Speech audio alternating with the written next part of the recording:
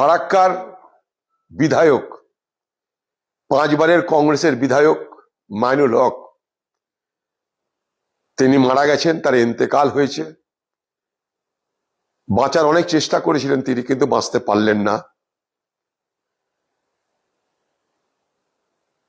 মাইনুল হক, যাকে আমরা ডাকনামে মানু বলে বলতাম, ডাকতাম, চিনতাম, দীর্ঘদিন আমার সঙ্গে রাজনীতি করেছে।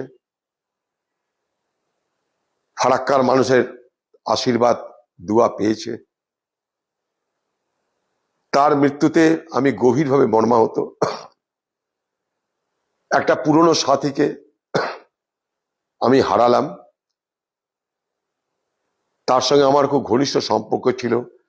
তার বাড়িতে গেছি, তার গ্রামের বাড়িতে, শহরের বাড়িতে, কখনো খাওয়া দাওয়াও করেছি। সেই সব স্মৃতি আজও স্পষ্ট।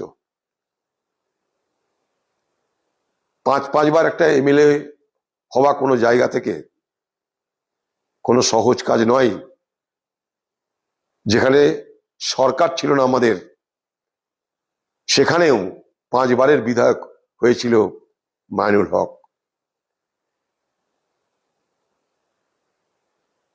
তাই তার মৃত্যুতে মুর্শিদাবাদ জেলার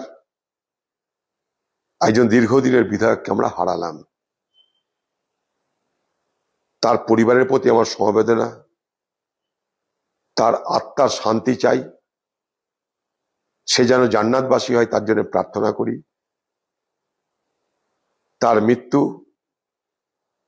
আমার কাছে অনেক দুঃখের, অনেক যন্ত্রণার। তাকে একটা সময় খুবই ভালোবাসতাম। তার অভাব আগামী দিনে অনুভব করতে থাকবো।